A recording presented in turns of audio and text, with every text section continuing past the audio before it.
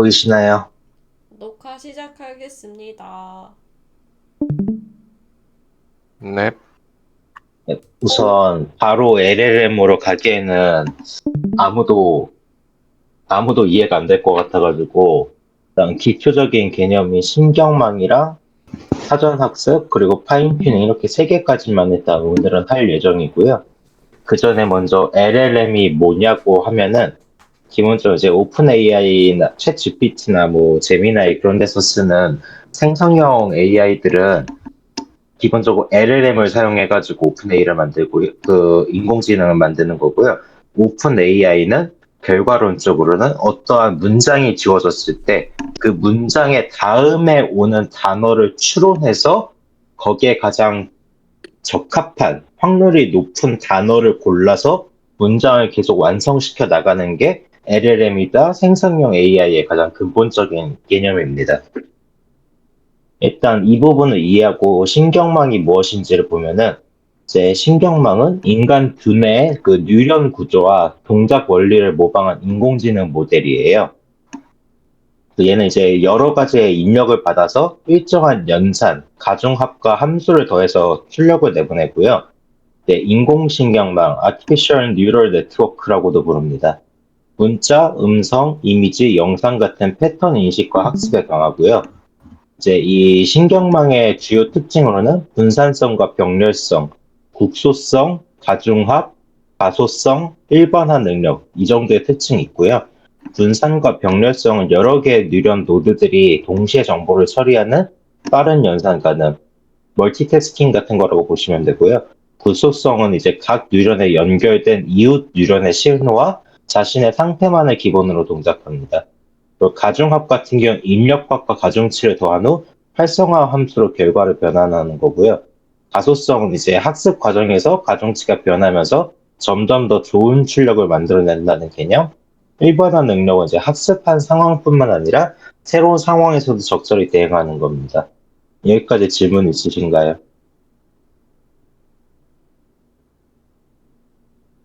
아니요, 이 정의잖아요. 네. 네, 외워야죠. 없으시면 바로 다음으로 넘어가겠습니다. 네. 이제 신경망의 기본 기존 개념이 단층 퍼셉트론인데요. 얘는 이제 1950년대 나온 맥켈런 피치 모델에서 출발을 했어요. 네, 단층 퍼셉트론 구조 같은 경우 이런 식으로 여러 개의 입력 값들이 주어질 때 시그마 함수를 통해 가지고 오차 값을 계산해서 true or false 같은 형식으로 출력 값을 나타내는 게 단층 퍼셉트론의 기본적인 구조입니다. 그래서 이 단층 퍼셉트론 구조의 출발이 된 맥켈런 피치 모델은 인간의 뇌가 이진법, 즉 켜짐과 꺼짐으로 이루어지는 원소들의 조합이라는 이론이 핵심이고요. 가장 중요한 개념은 이제 전부 아니면 전무 원칙이라고 해서 뉴런은 완전히 활성화되거나 완전히 비활성화된다는 것. 0과 1 사이의 중간의 값은 없다는 게 이 맥켈런 피치 모델의 가장 핵심입니다. 그래서 입력이 가중합이 되고 그게 임계값을 비교해서 출력 0 또는 1이 되는 겁니다. 그게 이 단층 퍼셉트론의 구조고요. 입력이 이제 가중합을 거쳐서 임계값 비교를 하고 그게 이제 출력 0 또는 1로 간다. 여기에서 이제 한 가지 더 볼만한 건 헤베 법칙이라고 하는 게 있는데 얘는 함께 활성화되는 뉴런은 연결이 강화된다. 이 정도만 알면 되고 이 퍼셉트론은 가중치와 임계값의 초기화 그리고 입력과 정답 라벨 제공 실제 출력을 계산해서 오차 발생하면 가중치를 조절하고 그 오차가 줄어들 때까지 1번에서부터 4번을 계속 반복하는 게 퍼셉트론이 학습하는 방식입니다. 근데 이 단층 퍼셉트론 같은 경우는 선형 분리 문제만 해결이 가능해서 XOR 문제, 입력이 다를 때만 1의 출력 같은 그런 문제, 단층 퍼셉트론은 해결이 불가능해요. 그런 단점이 있어서 인공지능에 이제 1차 암흑기가 왔었습니다. 예, 이제 단층 퍼셉트론에서 질문 있으신가요? 이해 좀. 어,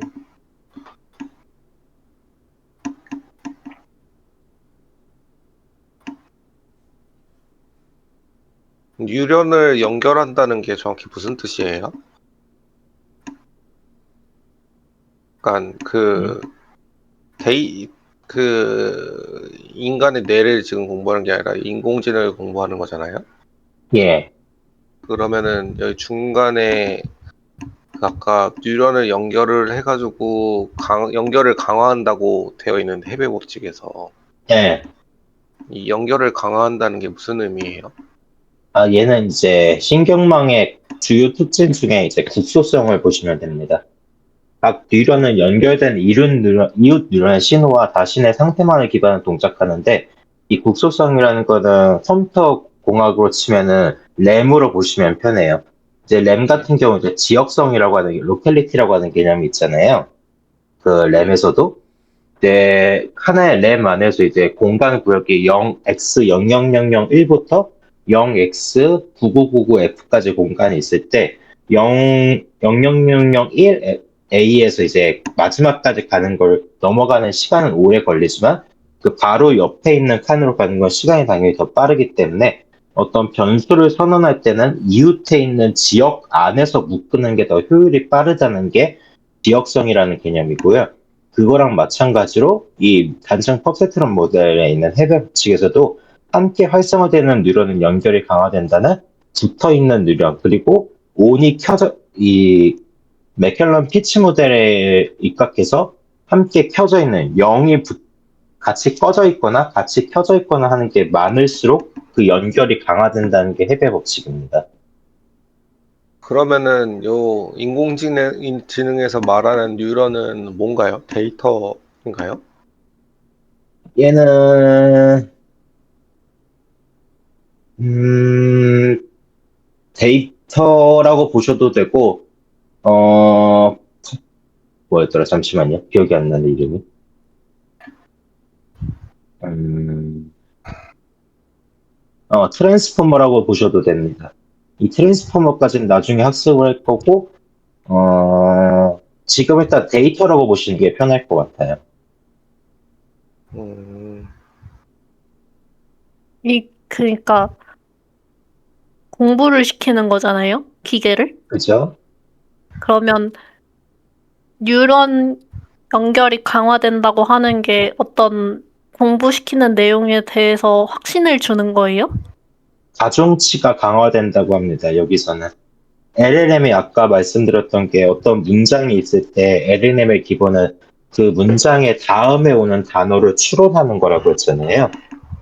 이 네. 추론이라고 하는 게 예를 들어서 today is good이라고 하는 문장까지가 있고 그 다음에 올 단어를 추론할 때 day라고 하는 단어가 있고 night라고 하는 단어가 있고 home이라고 하는 단어가 있으면은 그 문장들을 이제 웹에 있는 수없이 많은 몇백억, 몇천억 개의 그 문장들을 다 얘네가 인공지능이 외우고 있다가 그 today is good이라고 하는 문장이 있을 때 다음에 오는 단어가 어떤 경향성을 띄었는지 보고 폰보다는 day나 night가 더 많은 확률이 가지고 있었다라고 하면은 그 today의 가중치 함수가 더 높다, good 다음에 온 day의 가중치 함수가 폰보다 높다고 표현을 해요.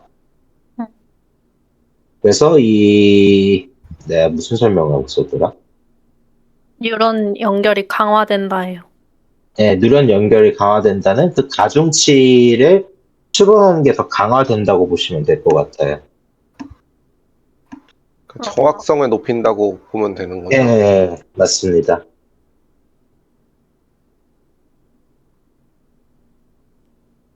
오, 네. 그러면은 선형 분리 문제만 해결 가능이라고 하는 게 네, XOR 문제는 그러니까 맞거나 틀리거나라는 거잖아요. 예, 맞습니다. 그러면 폰은 맞다 틀리다만 알 수 있다. 요거의 한계점이라는 거죠? 예, 맞습니다. XOR 문제는 이제 변수 A랑 B가 모두 true일 때는 1이고 A가 true, ATN BT면 1이고 ATN B false면은 0, A false B true면은 0, A false and B false일 땐 1. 이런 걸 XOR이라고 하는데 이 XOR 문제는 단층 퍼셉트론 모델로 해결할 수 없다는 게 한계가 있었어요. 이해했습니다. 예. 그럼 다음으로 넘어서 다층 퍼센트론으로 가겠습니다. 음, 이제 다층 퍼센트론 같은 경우는 이제 아까 말씀드렸던 단층 퍼센트론의 XOR 문제에 대한 해결책으로 나온 개념이고요. 기본적인 퍼센트론은 이제 입력층 사이에 입력층이 그 위에서 보였던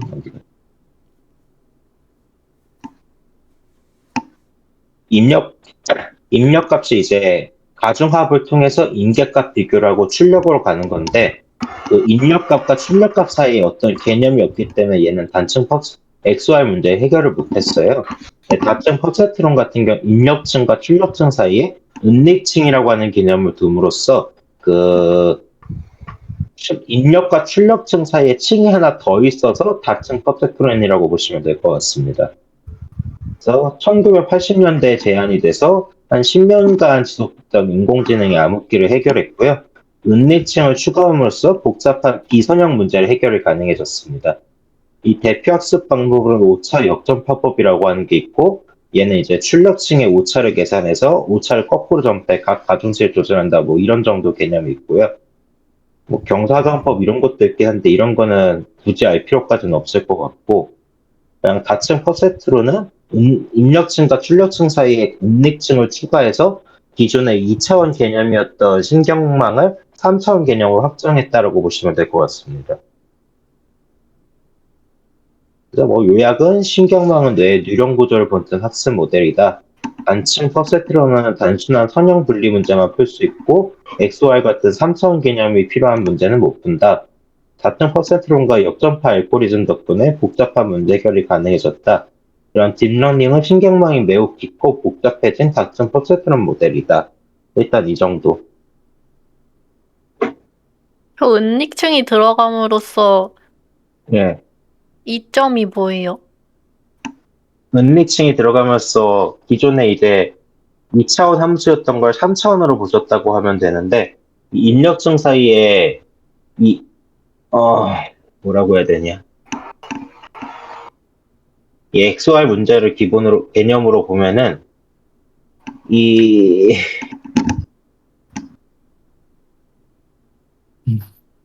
이거를 쉽게 설명할 말이 잘 안 떠오르네요.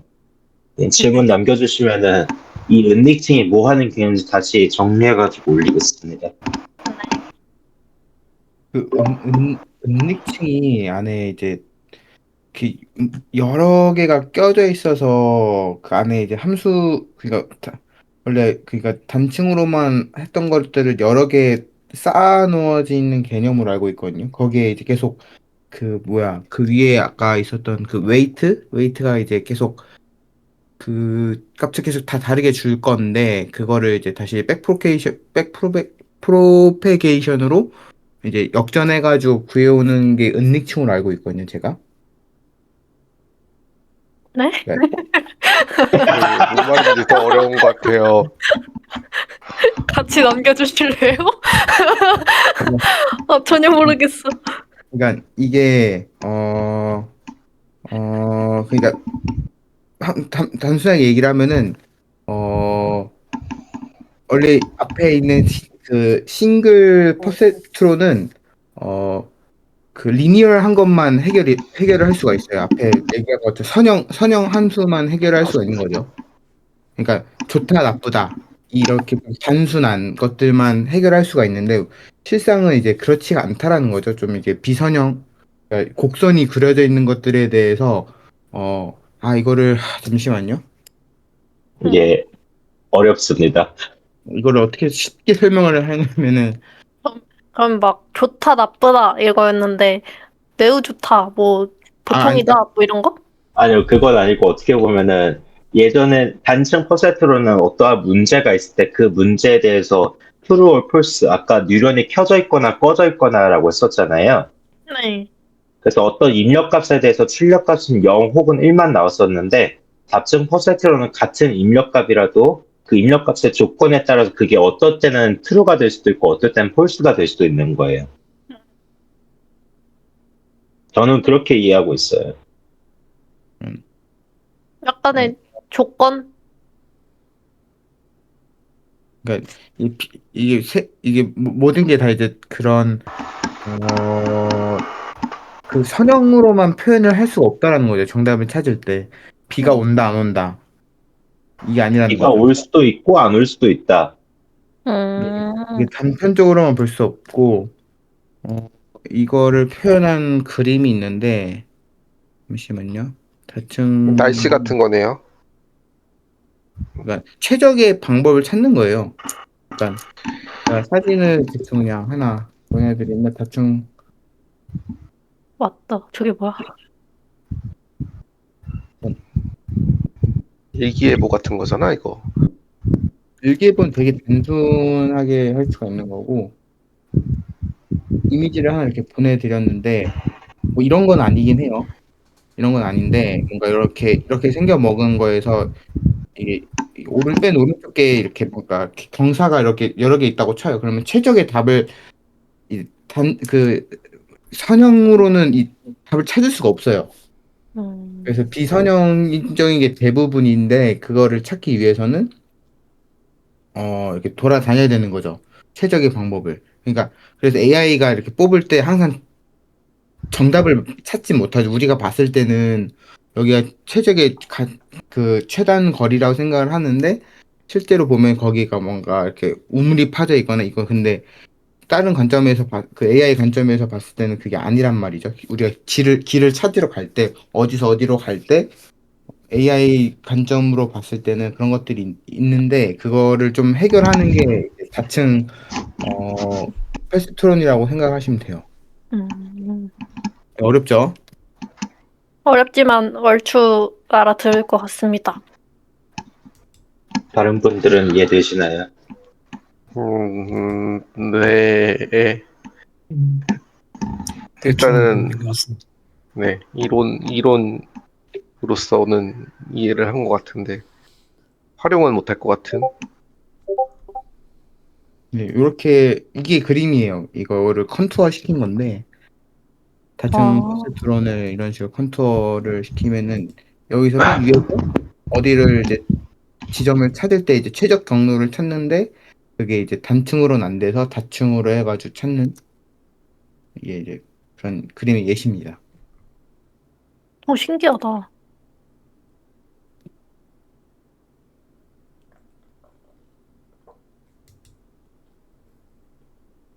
시그마다. 파이다. 수업을 시작하겠습니다. 네? 뭘 시작해요? 네? 네? 누가 뭔가 이상한 거 들으셨는데, 시작했습니다. 막 이러던데. 음, 뭔가 쉽게 설명한 그림을 보여드리고 싶은데 다층 페스트론이 저게 아마 이게 지금 그 솔님이 그 전에 있는 막 손실 함수나 이런 것들을 다 지금 활성 함수, 손실 함수 이거에 대한 것들을 지금 다 생략을 해서 더 그런 걸 수도 있어요. 그런 이게 것까지 설명해 주시면 더 못 알아들을까 봐 빼신 거 아니에요? x가 진짜 보면 x가 있고 웨이트가 있고 가중치에서 이게 썸메이션 시그마로 썸메이션 지나갔다가 이제 저 스텝 펑션이라고 하죠. 그 활성함수의 대부분 그 있는 그 스텝 펑션을 해서 답이 나오는 건데 그거를 이제 그게 이어져 가지고 그게 여러 개 쌓인 게 다층 그건데 네 그렇습니다. 네. 제가 괜한 주제를 선택한 것 같아요, 여러분. 아니에요. 좋아요. 사실 발표하고는 저도 잘 감당이 안 되거든요. 저도 문과생이라서. 매도 다방면으로 맞아야지. 네. 예, 그냥 최적의 방법을 찾는다 생각하면 돼요. 좀 쉽게 설명하면은 이 단층하고 그 다층의 차이는 은닉층이 존재하는 이유는 예, 출력값을 좀 더 이제 많이 줘서 중간에 이제 보정을 계속 해주는 거죠. 음. 생각하시면 돼요. 그 XOR로는 해결을 못하는 부분이 있어서. 네. 네. 그러면 이제 사전 학습 쪽, 프리트레이닝 쪽으로 넘어가면은, 우선 LLM은 어떤 식으로 이루어지냐면은 처음에는 엄청나게 많은 양의 데이터를 이제 프리트레이닝이라고 해가지고 그거를 이제 목표가 되는 뭐 챗 GPT-4라든지 뭐 라마라든지 그런 인공지능 모델 쪽에다가 데이터를 엄청나게 많이 집어넣어요. 그다음에 그 집어넣은 데이터를 이제 정량화를 하는 과정을 사전 학습이라고 하고요.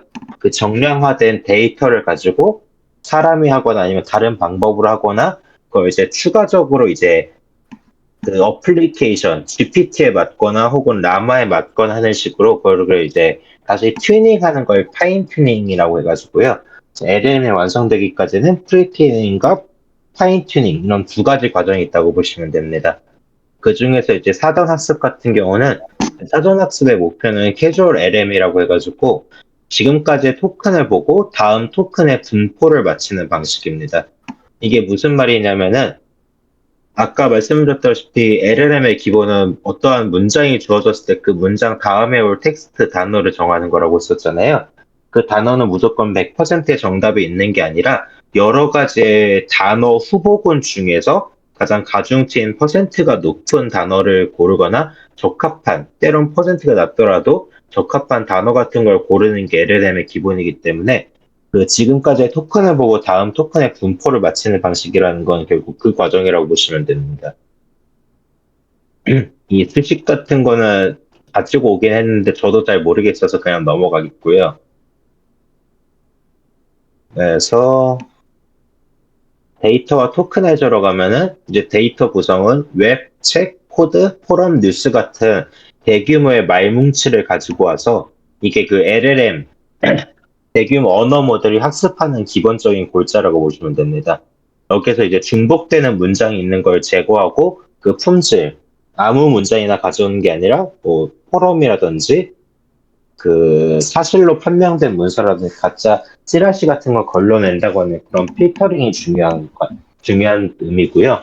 토크나이저 같은 경우는 BPA나 유니그램 같은 서브워드 단위로 특수 토큰을 관리하는 겁니다. 그래서 BP는 이제 바이트 페어 인코딩이라고 해서 문장 혹은 단어 안에 있는 글자들을 적절한 단어로 나누는 서브워드 토크나이저의 하나고요. 토큰들의 빈도를 기반으로 높은 빈도의 토큰들을 머제감서 최종 토큰을 만들어내는 방법입니다. 그리고 유니그램 같은 경우는 모든 프리 토크나이저 토큰과 서브워드에서 시작해서 점차 사전을 줄여나가는 방식으로 진행한다고 해요. 이 유니그램에서는 이제 로그 유도 목적식이라고 하는 게 쓰인다고 하고요. 얘는 뭐 넘어가겠습니다. 그래서 컨텍스트 길이는 뭐 2kb에서 128kb든 뭐 다양하고 갈수록 비용은 높아진다. 그 어텐션이라고 하는 건 문맥 가중 결합이라고 하는데 토큰들끼리의 유사도 기반 가중합 메커니즘으로 각 토큰이 다음 토큰을 얼마나 참고할지 확률을 가중치로 정하고 그 가중치로 정보를 섞어서 최종 표현을 만든다. 뭐 이런 거.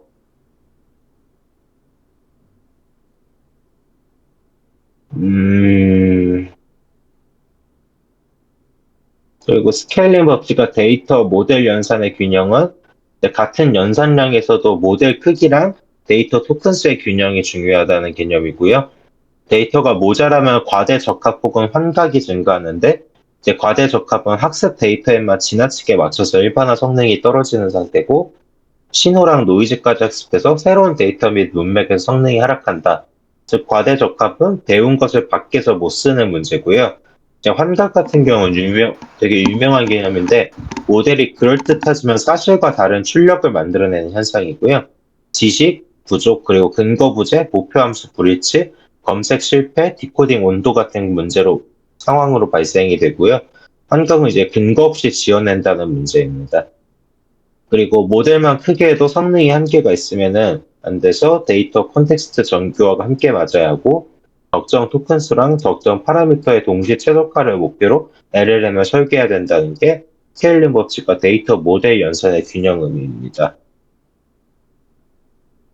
정교화는 이제 솔님, 예, 그, 뭐랄까, 개념 이렇게 설명해 주시는 거가 다 따로 놀아요, 머릿속에서. 이게 앞에서 얘기를 했던 게 단층 퍼셉트론 배웠고, 그 다음에 예, 다층 퍼셉트론으로 어떻게 조금 더 좋아졌고, 그래서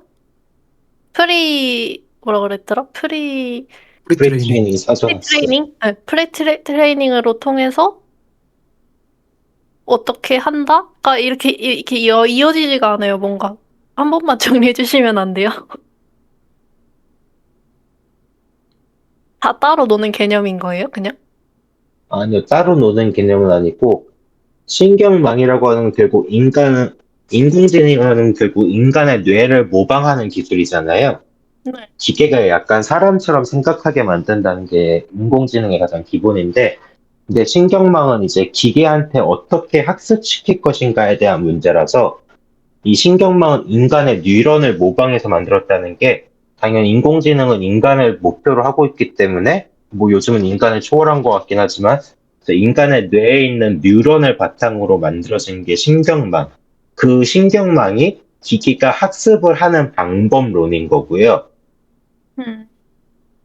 그래서 얘는 이제 인공지능이라고 하는 LLM이라고 하는 개념을 이해하기 위해서 가장 기본적인 개념이라서 제일 앞에다 배치를 한 거고, 이제 사전학습은 제 학습 목표였던 LLM에 있어서 가장 첫 번째 단계가 이제 사전학습이기 때문에 그 사전학습을 지금 말씀드리고 있는 겁니다.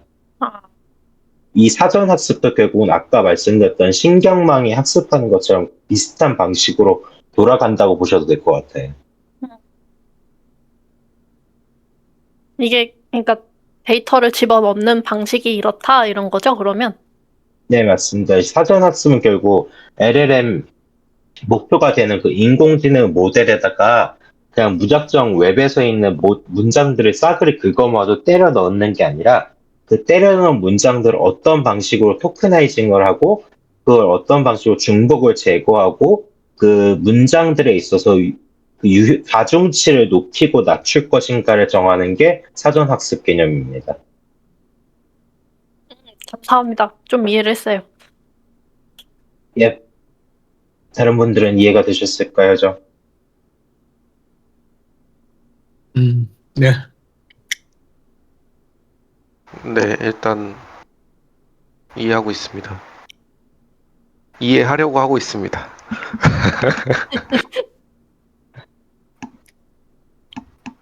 혜수님 왜 아무 말이 없어요? 그분 응급실이랍니다. 911. 머리 깨지셨나요?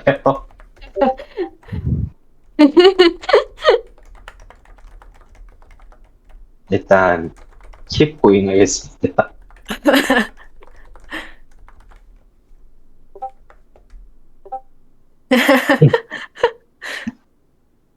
그래서 이제 안정화, 규제화가 있는데 정교화 개념까지 설명하기에는 너무 빡셀 것 같아서 이 정교화는 결국에 문장이 있을 때 그 문장을 좋은 문장, 나쁜 문장으로 이제 점수를 나누는 게 이제 정교화라고 보시면 될 것 같아요. 일단 그 정도의 나이브한 개념만 이해하고 넘어가시는 게 좋을 것 같고요.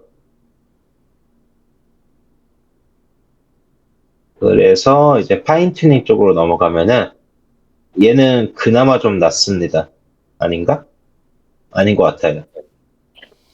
예, 파인튜닝에서 결국 프리트레이닝을 통해서 언어를 유창하게 하는 거대 모델의 조직에 맞는 말투 규칙 데이터를 추가로 학습시켜서 특정 업무에서 더 잘 그리고 안전하게 동작하도록 적응시키는 과정이 파인튜닝이라고 합니다. 그래서 일반적인 모델을 가져와서 특정 분야, 뭐 인사면 인사, 항공이면 항공, 결제면 은행이면 은행, 뭐 그런 분야별 전문가가 되도록 전문적인 교육을 제공하는 게 파인튜닝이라고 보시면 되고요. 이제 작동 원리는 사전 학습된 모델. 얘는 이제 프리트레이닝을 끝낸 대규모 언어 모델이나 이미 대규모 데이터 세트에 대해 학습된 모델을 가지고 와서 파인튜닝을 시작을 하고요. 그래서 원하는 작업이나 도메인에 맞는 데이터 세트, 뭐 인사라고 하면은 차원 정보라든지 발령 정보라든지 그런 여러 가지 데이터들이 있겠죠. 그런 업무 도메인에 맞는 데이터 세트를 가지고 와서 수집을 하고요. 이제 그 사전 학습된 모델을 대상 데이터 세트에 맞춰서 학습시키는 게 미세 조정 과정입니다. 그리고 그걸 바탕으로 어플리케이션 맞게 특화된 새로운 정밀 조정 모델을 탄생하는 게 파인 튜닝의 이제 작동 원리입니다. 그래서 이 파인 튜닝에는 크게 RLHF랑 TEFT라고 하는 두 가지 방법론이 있는데요. 그 외에도 여러 가지 방법론이 있긴 한데 일단 이 두 가지 정도만 가장 대표적인 모델이라서 가지고 왔습니다. 그래서 이제 RLHF 같은 경우는 Reinforcement Learning from Human Feedback이라고 해서 얘는 이제 사람이 직접 파인 튜닝을 하는 게 RLHF라고 합니다. 인간이 A가 B보다 좋다 식의 선호 랭킹 피드백을 주면은 어떤 결과가 있을 때 모델이 그 선호를 보상으로 보고 학습해서 행동 경향을 조정하는 정렬이라고 보시면 돼요. 그래서 아까 말씀드렸던 것처럼 today is good이라고 하는 문장이 있을 때 그 다음에 이제 인공지능이 today is good 다음에 올 단어로 home이랑 night라고 하는 두 개 단어를 제시했을 때 사람이 night라고 하는 거를 피드백을 더 높이 주면은 이제 모델이 그 높은 피드백을 가진 night를 보상으로 여기고 home보다 night의 가중치를 높이는 게 이 RLHF의 가장 핵심적인 정렬 방식입니다. 그래서 얘는 이제 전형적 파이프라인이라고 해서 SFT, 지도 미세 조정으로 기본 품질을 확보하고 보상 모델이라고 해서 인간이 선호하는 데이터로 학습을 하고 RL 단계라고 해서 원 모델과 멀어지지 않도록 하면서 보상 최대화를 학습시키는 게 RLHF라고 합니다. 그래서 얘의 장단점으로는 톤, 정책, 안정성 등 출력의 성향을 정밀 제어 가능하다는 게 이 RLHF의 장점이고요. 단점으로는 선호 데이터를 구축하고 검수하는 비용이 높고 학습 안정성 및 튜닝 난이도가 높다. 이 정도 단점이 있겠습니다.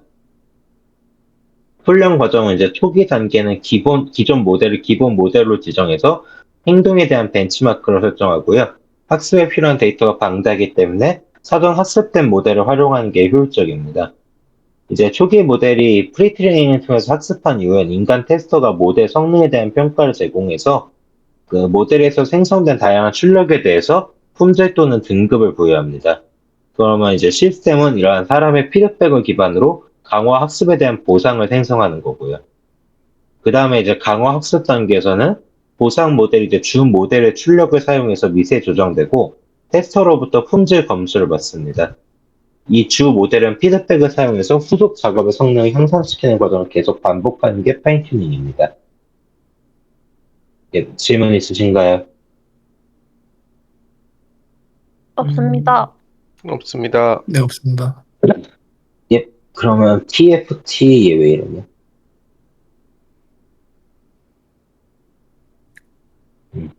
TFT는 이제 파라미터 이펙션 파인튜닝이라고 해서 거대 모델의 대부분 가중치는 동결하고 소량의 파라미터만 학습해서 메모리랑 비용을 대폭 절감하는 계열의 기법입니다. 이 안에 이제 LORA 그리고 QLORA 이런 특징들이 있다고 하고요. 이제 대표적인 기법으로는 뭐 LORA 그리고 QLORA, 도라 뭐 이런 여러 가지 기법들이 있습니다. 이런 기법들은 너무 어렵고요. 기법은 넘어가서 장단점으로 가면은 훈련 메모리랑 시간 비용이 절감돼서 여러 가지 업무용 어댑터를 수업해서 한 베이스 모델로 멀티태스크 운영이 용이합니다. 단점은 이제 랭크나 삽입 위치 정밀도 설정에 따라 한계가 있을 수 있어서 아주 미세한 품질 극대화는 이제 풀 FT가 우일 때도 있다고 합니다. 훈련 과정은 베이스 모델을 골라서 데이터를 준비하고 PFT 방식을 선택해서 삽입 위치를 결정하고 학습시키고 평가 및 검증, 배포까지 있습니다. 그래서 비교하면 뭐 이렇게 있다.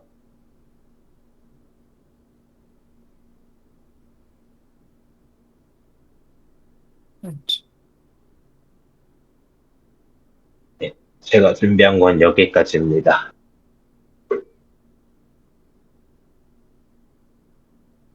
음.